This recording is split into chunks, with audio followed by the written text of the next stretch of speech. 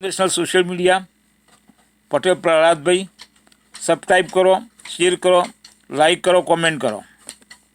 साल 2024 में रूस और यूक्रेन के बीच दुनिया ने खूब जंग देखी, लेकिन साल बदलने के बावजूद ये जंग खत्म होने का नाम ही नहीं ले रही।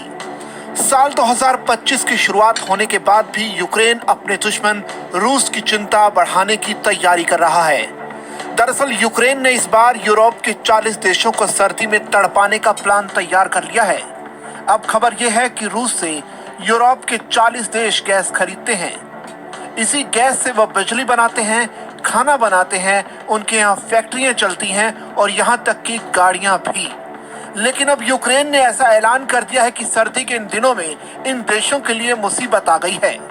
यूक्रेन के राष्ट्रपति वोलोदिमीर जेलेंस्की ने कहा कि यूक्रेन के रास्ते यूरोपीय देशों को भेजी जा रही गैस की सप्लाई को पूरी तरह से ठप कर दिया गया है। हम रूस को हमारे खून से डॉलर कमाने की अनुमति नहीं देंगे। यूक्रेन के इस फैसले से यूरोपीय देशों में खलबली मच गई है।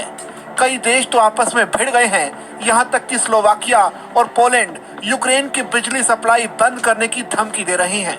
यूरोपीय देशों ने 1991 में रूस के साथ एक समझौता किया था। इसी के तहत रूस बंदरगाहों और पाइपलाइनों के जरिए यूरोपीय देशों को गैस सप्लाई करता था।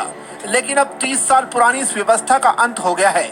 यूक्रेन के इस फैसले से यूरोपीय देश परेशान हैं, क्योंकि यूक्रेन पर हमले के बाद यूरोपीय देशों ने रूस से गैस और तेल खरीदना भले ही कम कर दिया हो, लेकिन स्लोवाकिया और ऑस्ट्रिया समेत कई देश अभी भी रूस की गैस पर निर्भर हैं। इससे रूस को हर साल लगभग 5.2 बिलियन डॉलर की कमाई होती है।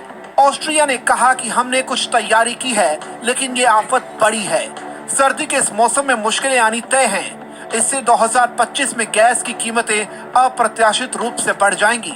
उधर स्लोवाकिया के प्रधानमंत्री रॉबर्ट फिको ने कहा कि रूस पर कोई ज्यादा फर्क भले ना पड़े, लेकिन यूक्रेन के इस ऐलान का यूरोपीय देशों पर बड़ा असर जरूर पड़ने वाला है। रूसी गैस स्लोवाकिया से होकर निकलती है, इसके लिए स्लोवाकिया भी पैसे लेता है।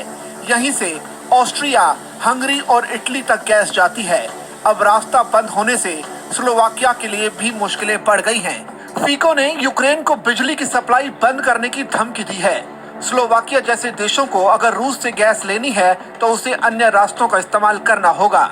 इससे उसे ज्यादा पैसे भी चुकाने पड़ेंगे। उधर रूस पर इसका ज्यादा फर्क पड़ने की संभावना कम है, क्योंकि रूस अभी भी काला सागर के पार तुर्क स्ट्रीम पाइपलाइन के माध्यम से हंगरी, तुर्की और सर्बिया को गैस भेज सकता है। उधर मोल्दोवा में गैस सप्लाई बंद होने से ट्रांसनिस्ट्रिया में गर्म पानी की आपूर्ति भी ठप पड़ गई है।